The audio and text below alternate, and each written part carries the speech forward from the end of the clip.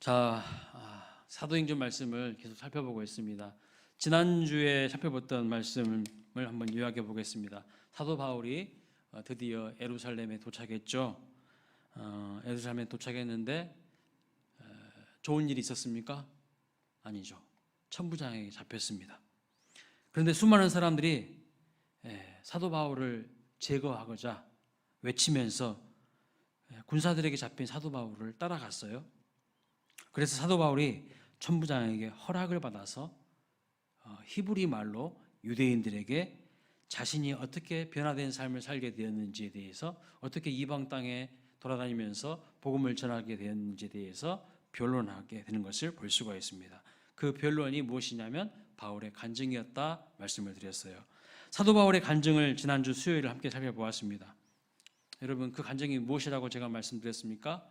예수 믿기 이전에 인생에 대해서 이야기했고, 어떻게 예수님을 만났는지에 대해서 이야기했어요. 그리고 예수님을 만난 이후에 변화된 그 인생에 대해서, 예수님 만난 이후 변화된 삶을 어떻게 살았는지에 대해서 이야기했습니다.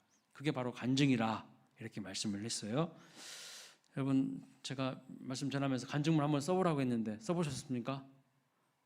네. 간증문을 작성해서 한번 주연 지인분들에게 이야기를 좀 해보시라 그렇게 말씀을 드렸는데 해보신 분이 계신지 모르겠습니다. 나는 부족하고 연약하지만요, 그 간증의 핵심은 예수 그리스도이기 때문에 예수님 어떻게 만나고 변화됐는지 이야기해 보시라고 했기 때문에 예수님이 드러나면요, 그 자체로 엄청난 능력이 나타납니다. 내가 그것을 못 믿기 때문에 능력이 안 나타나는 것이지, 예수님을 제대로 증거하면요, 예수님 자체가 능력이 나타나요. 능력이 있으셔요. 그래서 그 사람 마음을 감동시킬 때가 많습니다. 성령께서 움직이시는 거죠. 자, 사도 바울의 변론을 들은 사람들의 반응이 어떻습니까? 자, 사도 바울의 변론을 이제 간증을 들었잖아요. 근데 그 사람들의 반응이 어땠을까요? 22절 말씀 보시면, 이제 오늘부터가 22절인데 이렇게 말합니다. 22절 보면, 이 말하는 것까지 그들이 듣다가 소리를 질러 이르되 이러한 자는 세상에서 없애버리자, 살려둘 자가 아니라요. 바울의 변론을 들었어요. 바울의 간증을 들었어요. 근데 이 사람들의 반응이 무엇입니까? 사도 바울 죽여버리자 이렇게 이야기를 하고 있는 거예요. 23절 말씀을 보시면, 소리를 내고 떠들면서 옷을 벗어 던지고 티끌을 공중에 날렸다고 합니다. 한마디로 말하면 사도 바울의 변론을 듣고 간증을 듣고 나서 이 사람들이 뭐 하냐면요, 서동을 벌린 거예요. 엄청난 대서동을 일으켰다는 겁니다. 왜 유대인들이 이렇게 서동을 일으켰을까요? 무엇 때문에 이렇게 서동을 일으켰을까요? 사도 바울이 말한 내용들이 그들이 받아들이기에 매우 이해하기가 어려운 내용들이었어요. 사도 바울이 예수님을 만났고 그 이후에 사도 바울은 이방인을 구원하기 위한 사도로서 부르심을 받았고, 이방 지역에서 복음을 전하는 인생으로 변화된 것을 이야기했어요. 그러니까 다시 말씀드리면, 하나님이 사도 바울을 통하여서 이방인을 구원하셨다. 우리의 하나님이 이스라엘의 하나님, 유대인들의 하나님이 아니라, 유대인만의 하나님이 아니라 이방인의 하나님이 되신다는 것을 이야기한 거예요. 그러니까요, 유대인들은 싫은 거예요. 유대인들도 이방인도 하나님께 구원받고 하나님의 자녀가 된다는 사실을 받아들일 수가 없고 동의할 수가 없었어요. 그 당시에 유대인들은. 지금도 그렇죠? 지금도 이스라엘 사람들은 대부분 다 유대교를 믿어요. 예수님을 인정하지 않아요. 그렇기 때문에 소동을 벌리는 거예요. 유대인들은요, 하나님의 복음을 자기들 식으로 편협하게 해석했기 때문에 우리의 메시아가 이방인의 메시아가 될 수 없다고 생각했습니다. 우리만의 하나님으로 늘 하나님을 제한해 버렸어요. 우리만의 하나님으로. 지금도 유대교의 신자들은요, 신약 성경 인정하지 않아요. 그냥 구약 성경만, 율법만 붙들고 있어요. 여러분, 오늘 우리에게도 이런 모습이 없는지를 한번 살펴봐야 됩니다. 점검해 봐야 돼요. 우리 교회만, 우리 교파만, 우리끼리만 이라는 생각, 그것이 아직 예수님이 어떤 분인지를 모르는 거예요. 모르는 사람들이 그렇게 우리 교회만, 우리 교단만, 우리끼리만 이라는 생각으로 뭉치는 거죠. 아주 잘못된 것입니다. 복음은요, 어떤 특정한 사람들의 것이 아니라 온 인류 모든 사람들의 것이에요. 하나님의 구원은요, 모든 족속, 모든 열방, 모든 세대, 모든 백성을 위한 것이지 어떤 특정한 사람들만을 위한 것은 아닙니다. 우리는 하나님의 사랑과 은혜를 그래서 많은 사람들과 나누고 공유하고 전달해야 될 사명이 있는 거예요. 의무가 있는 거죠. 자, 그런데요, 로마 군대의 천부장은요, 이러한 서동을 또 이해하기가 어려웠어요. 사도 바울이 내가 예수님 만나서 이렇게 변화됐어, 이 이야기한 것이 뭐가 그렇게 잘못된 것이라고 유대인들이 막 서동을 일으키는지, 천부장, 이 로마 군인인 천부장 입장에서 봤을 때는 또 이것도 잘 이해가 안 되는 거예요. 왜 유대인들이 이렇게 사도 바울을 죽이려고 하는지 너무 의아한 거예요. 이해가 되지 않아요. 그래서 사도 바울을 체포해서 신문하고 사건의 전말을 다 파악하려고 했습니다. 그래서 천부장은요, 군인들에게 바울을 영내로 이제 데리고 가서 채찍질하여 신문하라고 명령하는 것을 볼 수가 있어요. 그래서 본문 말씀 보시면 가죽줄로 결박을 당한 바울이 옆에 있는 백부장에게 이야기합니다. 25절 말씀 보면 이렇게 말하죠. 너희가 로마 시민권이 있는 나에게 어떻게 이렇게 죄도 정하지 않고 채찍질부터 할 수 있느냐라고 이야기하는 것을 볼 수가 있어요. 그래서 여러분, 백부장의 반응이 무엇입니까? 백부장이 깜짝 놀라는 거예요. 왜 놀랄까요? 아니, 내가 보기에는 보잘것없어 보이는 이 사도 바울이 로마 시민권이 있는 사람이라는 소리에 놀란 거예요. 로마 시민권이 있다는 소리에 놀란 거예요. 그래서 백부장이요, 천부장에게 가가지고 바울이 로마 시민권자인 것을 또 보고합니다. 그래서 이번에는 천부장이 이렇게 이야기하죠. 나는 돈을 많이 주고 로마 시민권을 얻었는데 사도 바울은 뭐라고 얘기합니까? 나는 태어나면서부터 로마 시민권자였다는 이야기를 듣고 나서 또 놀라고 두려워한 것을 볼 수가 있어요. 당시에 로마 시민권을 가진 자를 재판 없이 처벌하거나 또 채찍질을 가하면 거의 위법이었어요. 그렇기 때문에 천부장은 지금 재판 과정도 거치지 않고 사도 바울을 신문하면서부터 채찍질을 했기 때문에 위법을 저지른 거예요. 그래서 자기가 로마 시민권자인 사람을 신문도 제대로 해보지도 않고 채찍질부터 막 했기 때문에 또 자기가 법을 어긴 거잖아요. 그러니까 또 두려운 거예요. 절차를 다 어긴 거잖아요. 자, 이제 천부장이요, 더 궁금해집니다. 여러분, 백부장, 천부장 하니까 무슨 부장님 성씨가 천씨고 부장님 성씨가 백씨라고 생각하시면 안 됩니다. 그 정도는 알고 계시죠? 예. 자, 유대인들이 소동을 일으킨 이유가 사도 바울 때문인데, 사도 바울은 뭘 가진 사람이라고요? 로마 시민권 가진 사람입니다.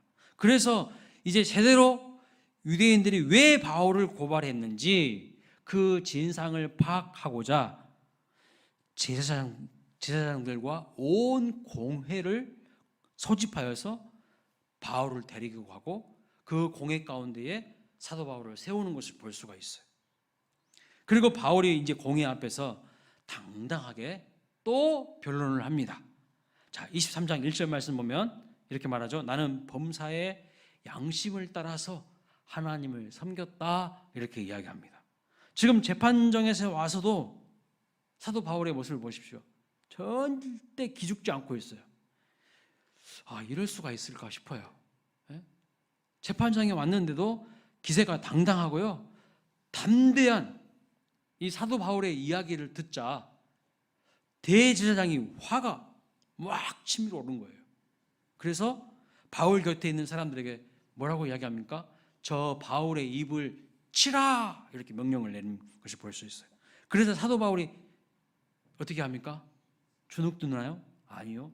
사도 바울이 주눅들지 않고 계속해서 다시 이야기합니다. 3절 말씀 보세요. 바울이 이르되 회칠한 담이여, 회칠한 담이여, 하나님이 너를 치시리로다. 네가 나를 율법대로 심판한다고 앉아서 율법을 어기고 나를 치라고 하느냐? 오히려 더 기세가 당당하고요, 예? 아주 담대한 모습을 볼 수가 있어요. 사도 바울이 기가 꺾이지 않고 즉시 막 반격을 하는 것을 볼 수 있습니다. 여러분, 사도 바울의 성격이 어떠신 것 같아요? 되게 성깔이 있어 보이지 않습니까? 예. 아니, 재판장 앞에 쓰면 다 좀 분위기상 압도되어서 위축이 될 법도 한데, 당당하게 내가 하나님을 믿었던 사람이고 예수님 만나서 어떻게 변화되었고 막 당당하게 이야기를 하는 거예요. 여러분, 이 부분에서 예수님과 사도 바울이 좀 차이가 있는 것을 볼 수 있어요. 예수님은 붙잡히셨을 때 어떻게 반응하셨습니까? 침묵하시죠. 예수님은 조용하셨어요. 사람들이 막 때리고 조롱해도요, 예수님은 그냥 가만히 계셨거든요.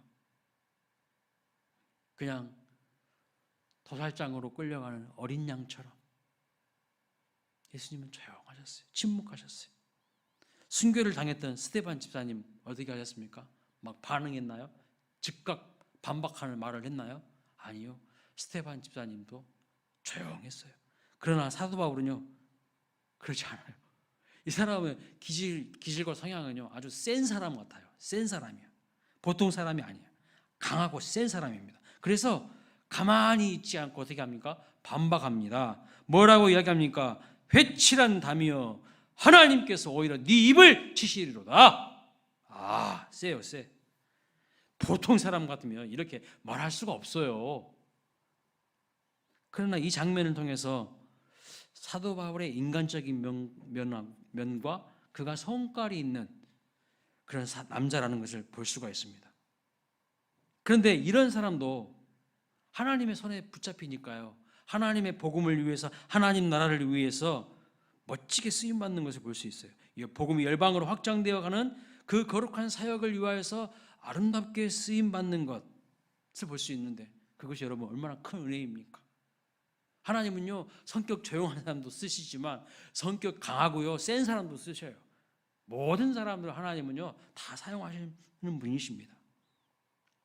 자, 이렇게 성격이 강하고 자기 주장이 분명한 사람이 하나님의 손에 붙잡혀서 쓰임 받으니까 열악한 환경 속에서도요 기죽지 않고요 복음의 증인으로 담대히 쓰임 받는 것을 볼 수 있습니다.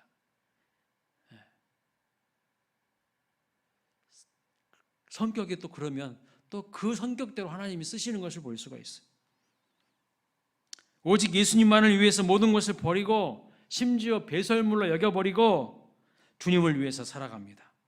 그래서 우리는요, 하나님께 붙들리면 내 이 성향을 통해서도 얼마든지 하나님 나라를 위하여서 아름답게 쓰임받을 수 있다는 것을 사도 바울의 모습을 통해서도 또 우리가 보게 되는 것이죠. 우리 가운데도, 또 우리 가정의 자녀들 가운데에서도 혹시 성깔 있는 분들이 있습니까? 좀 이렇게 기질이 세신 분들이 있습니까? 불의에 대해서 저항하시는 분들, 억울한 일을 보면 바로 잡으려는 그런 성향과 기질이 있는 분들도 예수님께 붙들려서 하나님 나라를 위하여서 아름답게 쓰임받을 수 있기를 주님의 이름으로 축복합니다. 하나님은요, 조용한 기질의 성향과 성품을 가진 사람도 사용하시고, 바알과 같은 이런 기질과 성향을 가진 분들도 얼마든지 아름답게 사용하십니다. 그리고 서로의 부족함을 통해서 나에게 없는 부분들이 다른 형제와 자매들에게 있는 것을 통해서 서로 마음을 합하여서 또 공동체 안에서 함께 채워가기를 그렇게 원하시는 거죠. 그러니까 우리가 이런 생각을 해야 되는 거예요. 천편일률적으로 같은 성향과 같은 기질의 사람들만 모여 있기보다는 다양한 스타일의 사람들이 서로 하모니를 이루어서, 다양하지만 그리스도 중심으로 서로 하모니를 이루어서 진정한 주님의 공동체를 세워가야 하는 것이죠. 그래서 나와 다른 기질, 나와 다른 성향의 사람들도요, 인정해 줘야 돼요. 왜 저 양반은 저러지? 사람을 좀 이해하는 깊이가 있어야 됩니다. 근데 우리는 쉽게 나와 다르면요, 인정하지 않아요. 나와 스타일 다르면 왜 저렇게 하지? 정죄를 내버려요. 아, 저분은 저런 성향이시구나 라는 것을 태어날 때부터 천부적으로 하나님이 저런 성향과 기질을 주셨구나 라는 것을 좀 이해를 하고 받아들여야 되는데, 나와 다르면 막 다 배척해버리고, 그건 위험한 겁니다. 그러니까 내가요, 품이 작다는 뜻이에요. 이런 사람도 쓰시고 저런 사람도 하나님은 쓰시는 거죠. 중요한 것은 뭐냐? 나와 다른 성향과 기질의 사람 배척할 것이 아니라 서로 다름을 인정해 주시길 바랍니다. 중요한 것이 무엇일까요? 서로 성향과 기질이 다르더라도 먼저 공동체의 질서를 중요하게 여기면서 그리스도 중심으로 서로의 모습을, 다름을 인정하는 거예요. 다양성 속에서 조화를 이루어가는 거, 이것이 중요해요. 모든 사람들이 천편일률적으로 똑같은 성향과 똑같은 기질과 똑같은 스타일과 똑같은 색깔만 가지고 있으면 어떻게 될까요? 몸이 건조해질 수 있어요. 다양함이 사라져버린 공동체. 자, 본문에 보면요, 대제사장을 향하여서 비판한 이 사도 바울을 향하여서 사람들이 뭐라고 이야기합니까? 사도 바울이 당당하게 이야기했지 않습니까? 그런데 사람들이 뭐라고 하냐면요, 아니 네가 어찌하여서 대제사장을 욕하느냐고 이야기합니다. 그래서 사도 바울이 여러분 그 말을 듣고 나서 어떻게 반응하는지 보십시오. 그 사람이 대제사장인 줄 모르고 내가 이렇게 이야기했다라고 말하면서 대제사장의 권위를 인정해 주는 것을 볼 수가 있어요. 여러분, 오늘 우리는 이런 모습을 본받아야 됩니다. 사도 바울의 이런 모습을 눈여겨보고요, 본받아야 돼요. 우리도 얼마든지요, 사도 바울처럼 억울한 일 당하고 부당한 대우를 받을 때가 있어요. 말도 안 되는 이야기에 말려들 때가 있지 않습니까? 그때 대부분의 사람들이 어떻게 반응합니까? 분노와 화를 다스리지 못해서 그 일 자체보다는요, 잘못된 명령을 내리거나 잘못된 말을 하는 그 사람의 권위에 도전하고 저항하려는 태도를 갖습니다. 잘못된 거라는 거예요, 그것은. 우리 주변에서요, 간혹 이런 사람들 뉴스를 통해서 자주 보게 됩니다. 막 데모를 하고 소리를 지르고 심지어 분신 자살까지 합니다. 하나님이 주신 생명을 거룩하게 여겨야 되는데 분신 자살까지 해요.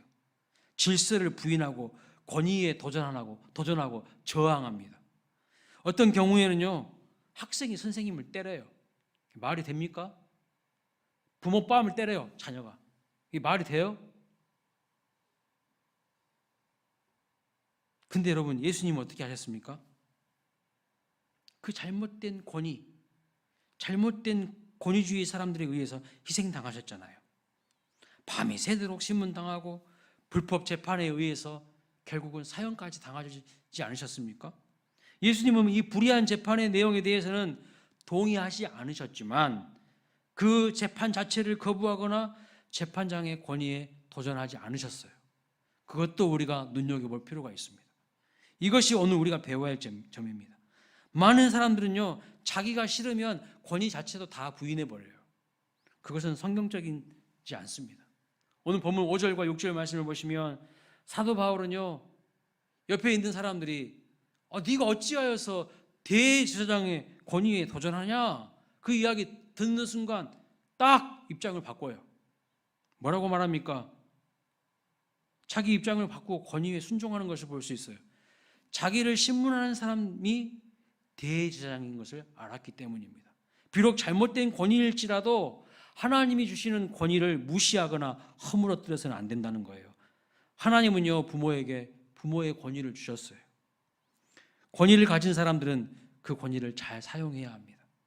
우리가 권위를 잘못 사용하는 것을 가리켜서 뭐라고 하냐면 권위주의라고 합니다. 권위는 좋은 것이지만 권위주의는 나쁜 거예요. 해로운 거예요. 권위는요, 하나님이 주신 좋은 것입니다.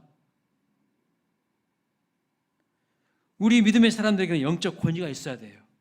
여러분 한 사람 한 사람에게는요, 하나님이 주신 영적 권위가 있어야 돼요. 부모님은 부모님의 권위가 있어야 됩니다. 그러나 권위를 바르게 아름답게 사용하지 못할 때에 그 권위 밑에 있는 사람들은 어떻게 됩니까? 희생을 당해요. 억울한 일을 당할 수가 있어요. 예를 들어보면 아버지라는 이름이 주는 권위 때문에 아버지가 술을 먹어도 되고 방탕해도 되고 아내를 때려도 된다고 한다면 그 밑에 있는 사람들은 어떻게 되는 거예요? 아내와 자식들은 어떻게 되는 겁니까? 지옥 인생을 사는 거예요. 지옥 인생을. 하나님은요, 학생들에게 교수 또는 선생님이라는 권위자를 주셨어요. 그 교수나 선생님의 권위는 지켜져야 합니다. 또한 하나님은요, 정부도 권위를 주셨어요. 정부, 국가기관, 정부에게도 권위를 주셨어요. 정부가 싫어도 그 권위를 인정하고 체제를 인정해야 됩니다. 왜냐하면 그 권위까지도 하나님이 허락하신 거예요. 하나님이 주신 것이기 때문입니다. 그래서 정부가요, 국정을 잘 운영해서 나라가 평안하고 국민이 행복한 나라가 될 수 있도록 우리는요, 위정자를 위해서 계속해서 기도해야 됩니다. 기도해야 돼요.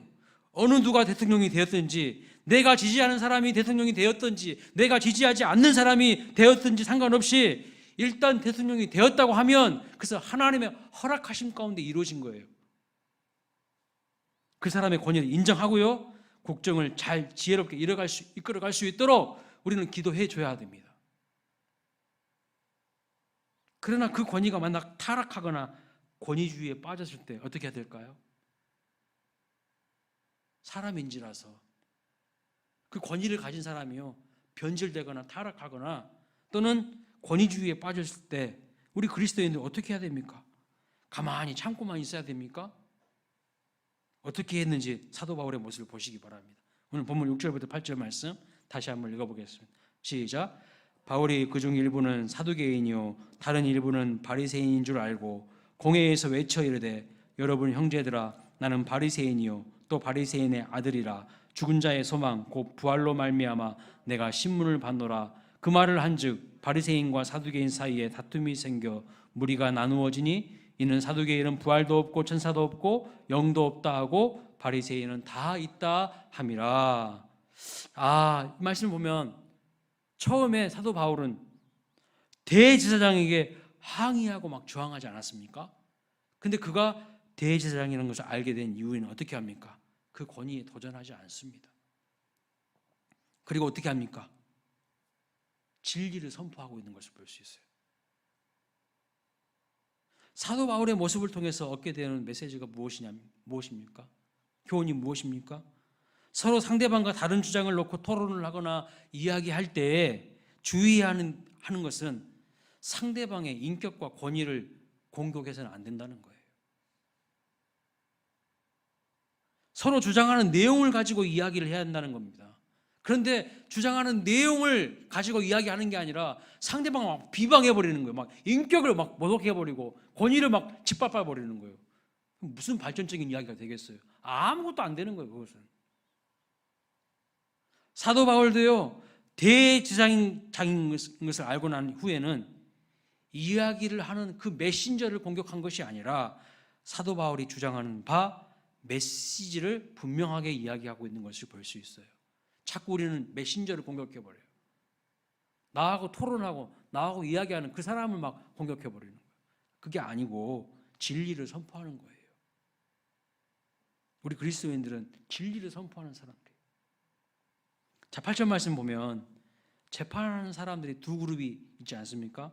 첫 번째 그룹은 사두개인들입니다. 이 사람들은 어떤 사람들이라고 설명하고 있습니까? 하나님을 섬긴다고 하면서도 부활도 안 믿어요. 천사도 없다고 생각해요. 영도 없어요. 뭐 영이 어디 있어? 정신 이런 게 어디 있어? 그냥 몸뚱아리만 있는 사람들, 몸뚱아리만 있다고 생각하는 사람들이에요. 극히 이 사람들은요, 정치적인 사람들이고 인본주의자들이고요, 현실주의자들입니다. 이 사두개인들은. 반대로 또 한 그룹이 누굽니까? 바리새인들이 있어요. 공회로 모였는데 이 공회 안에는 사두개인 그룹이 있었고 바리새인 그룹이 있었다는 거예요. 근데 이 바리새인 그룹들은 또 어떤 사람들이라고 설명하고 있습니까? 그들은 부활도 믿고 천사도 믿고 영도 믿는 사람들입니다. 그래서 사두개인들이 정치적인 사람들인 반면에 바리새인들은요, 종교적인 사람들이었어요. 사두개인들이 인본주의자들이라면 바리새인들은요, 신본주의자들이에요. 그리고 사두개인들이 현실주의자라면 바리새인들은요, 이상주의자들이었어요. 그러니까 두 그룹이 지향하는 바가 완전히 달라요. 성격과 컬러가 완전히 달라. 두 그룹이 주장하는 의견이요, 항상 달랐습니다. 그래서 본문 7절 말씀 보면 어떤 일이 일어납니까? 두 그룹 사이에 다툼이 일어났다고 말하고 있는 거예요. 왜 이 두 그룹 사이에 다툼이 일어났을까요? 만약요, 사도 바울이 저항하고 막 체제에 도전했다면, 그리고 막 재판의 그 권위에 도전했다면 사두개인과 바리새인과 그리고 사도 바울 사이에 싸움이 일어났을 거예요. 그런데 사도 바울은 사실만 이야기하고 진리만 선포했습니다. 오늘 본문 말씀 보니까 권위에 대항하지 않았어요. 체제에 저항하지 않았어요. 진리만 선포하고 사실만, 팩트만 정확하게 이야기하고 있는 것을 볼 수 있어요. 뭐라고 이야기합니까? 나는 부활을 믿는 사람이라고 이야기했습니다. 그런데 놀라운 일이 일어납니다. 어떤 일이 일어나죠? 자기들끼리 막 싸우기 시작하는 거예요. 바리새인들과 사두개인들이 막 지금 자기들끼리 막 싸움이 붙기 시작합니다. 여러분, 이것이 바로 하나님의 방법이에요. 이것이 하나님의 방법이에요. 여러분, 혁명이 해결 방법이 아닙니다. 혁명이 해결 방법 아니야. 혁명은요, 또 다른 혁명을 낳게 되고, 물리적인 폭력은요, 또 다른 폭력을 낳게 됩니다. 칼로 승리한 사람은요, 칼로 망하게 돼 있어요. 그래서 하나님은 선한 사람의 손으로 악인을 죽이지 않으시고 악인의 손으로 악인을 처단하게 하시는 거예요.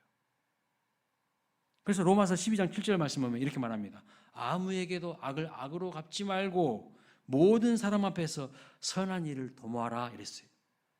악인 앞에서도요, 선한 일을 도모하래요. 우리는 악인을 보면요, 악으로 갚아버리려고 해요. 더 큰 악으로 그 사람 처단해 보려고 해요. 아니라는 거예요. 하나님 그렇게 하지 말라고 말씀하셨어요. 아무에게도 악을 악으로 갚지 말고 모든 사람 앞에서 선한 일을 도모하라. 이게 주님의 말씀입니다. 악에게 지지 말고 선으로 악을 이겨라. 그렇게 말씀하셨어요. 하나님은요, 믿는 사람들 그 입술이 더러워지는 거 원치 않습니다. 어두운 체제와 악한 체제 속에서 우리가 진리와 빛을 이야기하면 거짓이 드러나고 악이 드러납니다. 그래서 악과 악이 싸워서 스스로 붕괴되게 하는 것이 하나님의 방법이세요. 진리를 선포하고 빛을 드러내면요, 가짜들은 드러나게 돼 있어요. 진리를 선포하고 빛을 드러내면 가짜들은 다 드러나게 돼 있어요. 진리를 선포하고 빛을 드러내면 복음을 증거할 때 진짜 믿음의 사람들은 따라오게 돼 있어요. 근데 가짜들은 안 따라가요. 가짜들은 안 따라간다고. 진리를 선포하고 빛을 드러내고 하나님의 말씀을 선포하면요, 진짜 하나님의 사람들은 따라오게 돼 있어요. 가짜들은 안 따라가요. 교회가 여러분 세상을 어떻게 변화시킬까요? 우리 믿음의 사람들이 세상을 어떻게 변화시킬까요? 오늘 사도 바울이 뭐라고 얘기하고 있습니까? 진리를 선포하고요, 성도들이 그 선포된 진리를 따라감으로, 말씀을 따라감으로 세상을 변화시키는 것이지, 정치적으로 어느 한쪽 변에 딱 서가지고 정치 이념을 따라가면 그건 교회가 아니에요. 그건 성도도 아니에요. 그것은 세상을 변화시키는커녕 세상의 종이 되는 겁니다. 그런데 오늘날 그리스도인들이 정치적으로 딱 한쪽 편에 서가지고 살아가요. 그리고 이쪽 편이 잘못하면 말도 못해. 그것이 무슨 하나님의 사람입니까? 그 하나님 사람 아니에요. 우리는 예수파예요. 성경파지. 우리는 보수도 진보도 아닌 거예요. 오해하지 마시고 착각하지 마십시오. 많은 사람들이 정치적인 이념을 더 따라가요. 하나님 말씀보다, 진리보다. 그것이 문제예요. 사도 바울은 진리만 이야기했어요. 나 바리새인 편도 아니고 나 사두개인 편도 아니야. 나는 부활을 믿는 사람이야. 나 예수 믿는 사람이야. 진리만 이야기한 거예요. 근데 자기들끼리 막 치고받고 싸우는 거예요. 이렇게 두 그룹이 서로 싸우게 되자 여러분 청부장이 어떻게 지금 반응합니까? 본문 10절 말씀 보면 이렇게 말합니다. 사도 바울이 그 사람들에게 의해서 찢겨지고 다치게 될까 봐 다시 사도 바울을 영내로 들어가게 만듭니다. 그리고 그날 밤에 주님께서 사도 바울에게 찾아오시죠. 여러분 그날 밤은 어떤 밤일까요? 고난의 밤, 위기의 밤, 슬픔의 밤, 상실의 밤입니다. 사도 바울이 채찍에 맞고 신문을 당하고 사람들 앞에서 변론을 하고 간증했지만 사람들의 반응은 더 좋지 않았어요. 얼마나 마음이 힘들었겠어요. 고난의 밤이고 위기의 밤이고 상실의 밤입니다. 근데 바로 그때 우리 주님이 찾아오셔서 그를 위로하고 격려하시는 것을 볼 수 있어요. 여러분 우리도 마음이 힘들고 몸이 아프고 지치고 상한 마음에 눈물 흘리는 밤이 있잖아요. 그런 눈물을 흘리는 밤을 요즘 계속해서 겪고 계신다면 우리 주님이 옆에서 위로하시는 음성을 들으실 수 있기를 주님의 이름으로 축원합니다. 바울은요 로마 군인들에 의해서 붙잡혀 있는 신세지만 주님이 그 곁에 오셔서 말씀하십니다. 뭐라고요? 위로의 말씀을 하시는 거예요. 격려의 말씀을 하시고 있는 것을 볼 수 있어요. 여러분 참 힘들 때 누군가가 내 곁에 있으면 위로와 힘이 되는데 사도 바울 곁에는 누가 계셨다고요? 우리 주님이 곁에 계셨어요. 우리 주님이 곁에 서 계셨다라고 오늘 본문에 이렇게 표현하고 있습니다. 그리고 두 가지 말씀을 그에게 주시는 것을 볼 수 있는데 첫 번째는 뭡니까? 담대하라 이렇게 말씀하셨어요. 두 번째는 네가 예루살렘에서도 내 증인이 된 것처럼 로마에서도 증언해야 될 것이다 이야기를 하신 것을 볼 수 있어요. 이 두 말씀을 종합해 보면 이런 말씀이에요.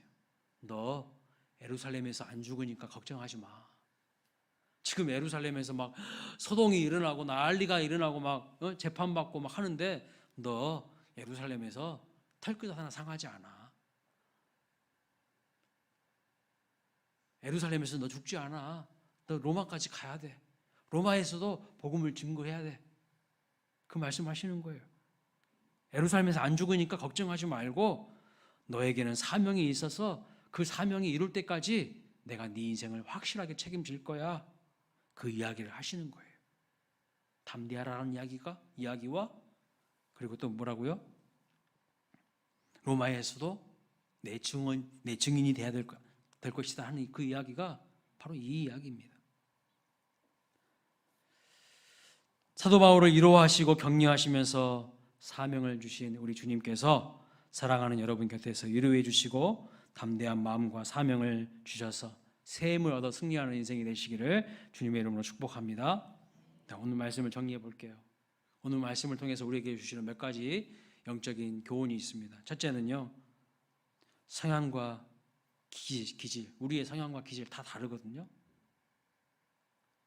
그렇지만 하나님 나라를 세우는데 아름답게 사용될 수가 있어요. 바울처럼 성깔 있고 강한 사람은 강한 그 성향대로, 또 조용하고 섬세하고 디테일한 사람은 그 성향과 기질을 사용하셔서 하나님이 손에 붙들리면 하나님 나라를 세우는 일에 아름답게 사용될 수 있다는 겁니다. 그러니까 서로의 다름을 정죄하지 말고 인정해 주라는 겁니다. 다름을 인정하고 다양성 가운데 조화를 이루어서 그리스도 중심으로 하나가 되어서 공동체를 아름답게 세워갈 수 있는 우리 모두가 되어야 된다는 것입니다. 두 번째는 뭐예요? 하나님이 세우신 질서가 있고요, 권위가 있어요. 그래서 순종하는 것, 그것이 중요해요. 여러분 부모님에게 순종하셔요. 여러분을 위해서 세운 순장님들에게 순종하시는 거 중요해요. 담임 목사에게도 여러분보다 나이가 어리지만 순종하셔야 돼요. 제가 제 입으로 이런 말 하기는 참 낯간지러운 이야기지만요, 하나님의 말씀의 원리가 그거예요. 하나님은요, 권위자를 세워주셨어요. 근데 막 무시하고 비방하잖아요. 그 인생 반드시 안 돼요. 반드시 좋을 수가 없어. 세 번째 주신 말씀이 뭡니까? 진리 되신 주님의 말씀을 앞세우면, 그리고 그 말씀을 따라가면 하나님께서 그를 통하여서 또 놀라운 일들을 이뤄 가신다는 거예요. 자꾸 하나님의 사람들이 하나님의 말씀은 제쳐놓고 정치적인 이념, 그리고 세상의 논리, 그런 것들에 붙잡혀 살아갑니다. 그래서 안 된다는 거예요. 오직 하나님의 말씀을 붙들고 어두운 세상을 밝히는 사람들이 돼야 돼요.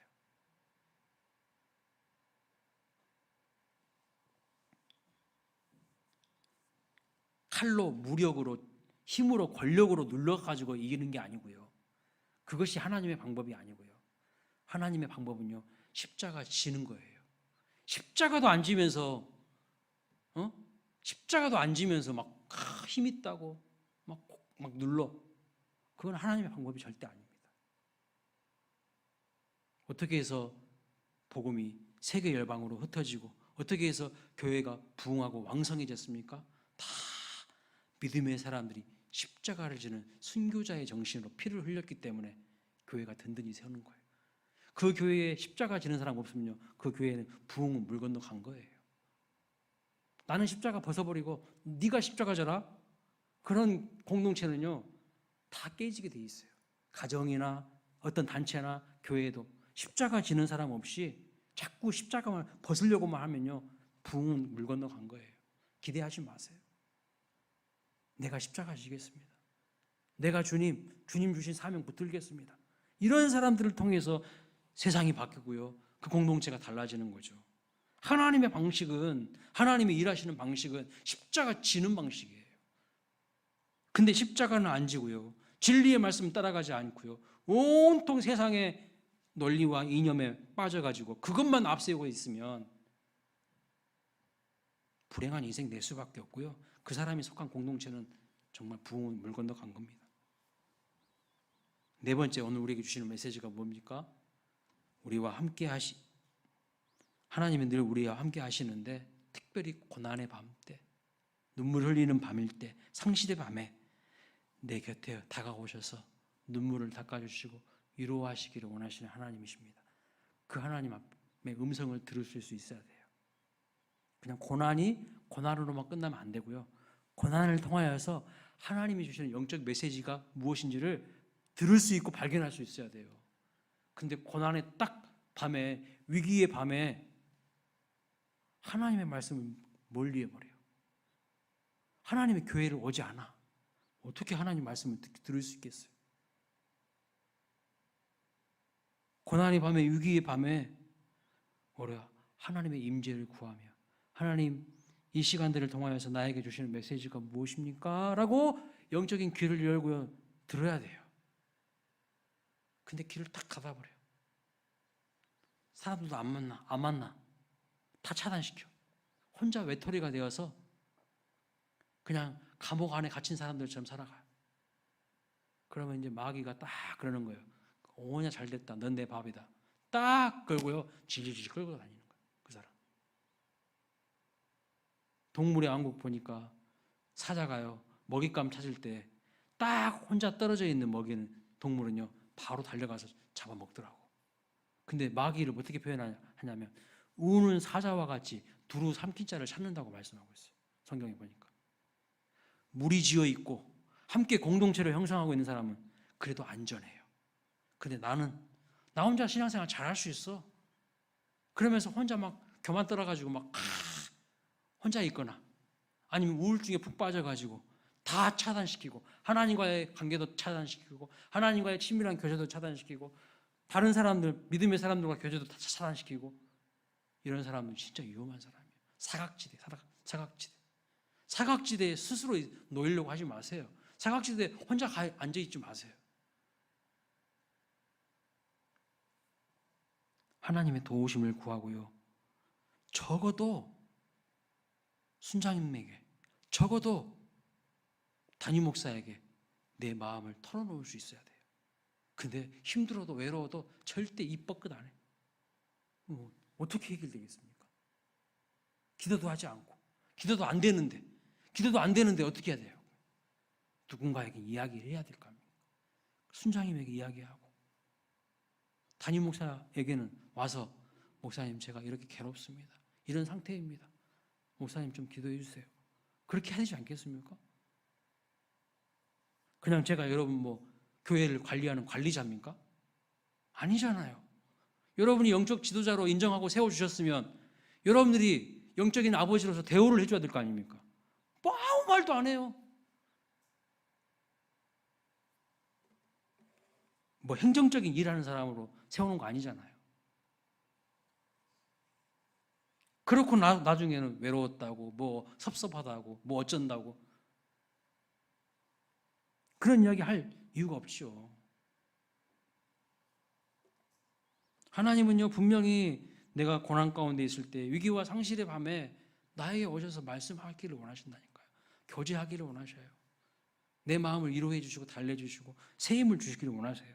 그런데 보면 우리가 다 차단하고 있어요. 내가 다 차단해. 우리 집에 신방도 오지 마세요. 순장님 나한테 연락하지 마세요. 문자 보내도 아무런 답도 없어.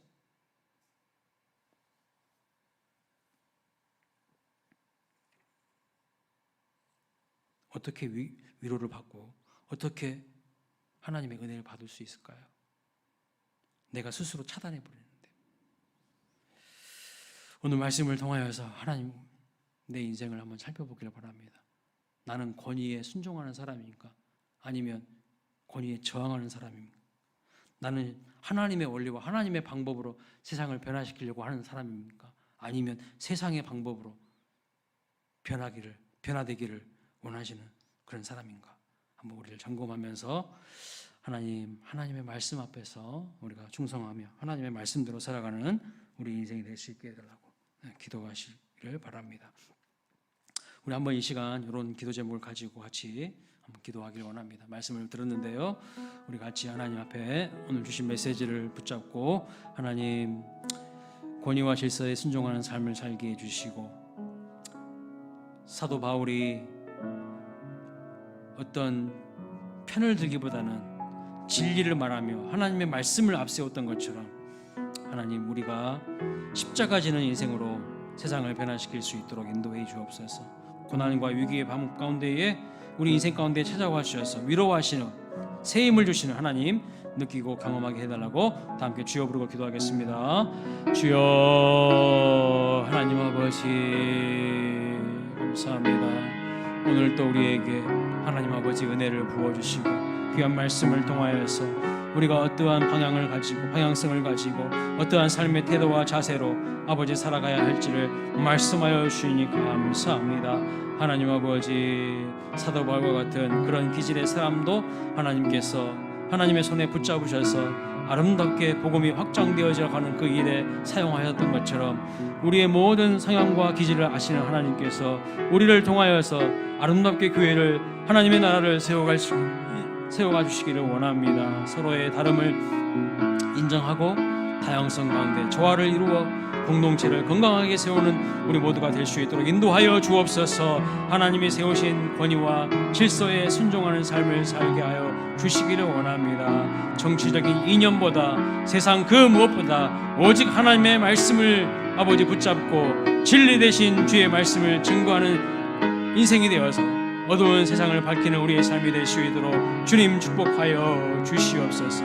하나님의 방법은 악을 악으로 갚는 것이 아니라 모든 사람 앞에서 선한 일을 도모하는 것이 하나님의 방법임을 알고 하나님 아버지 내 인간적인 감정, 내 아버지 쓴뿌리와 상처들을 내려놓고 무엇이 하나님의 기쁨이 되는 일인지를 분별할 수 있게 하시고 하나님의 공동체를 위하여서 십자가 기꺼이 질 수 있는 우리의 삶이 될 수 있도록 인도하여 주옵소서. 그러할 때 고난의 밤과 위기와 상실의 밤에도 우리에게 찾아오셔서 눈물을 닦아주시고 위로하시는 하나님을 느끼고 경험할 수 있는 우리의 삶이 되게 하여 주옵소서. 우리에게 사명을 주시고 꿈과 소망과 비전을 주시는 그 하나님을 늘 경험하며 앞으로 전진해가는 우리의 삶이 될 수 있도록 은총을 허락하여 주시옵소서. 감사합니다. 주님, 우리를 통하여서 일하여 주시옵소서.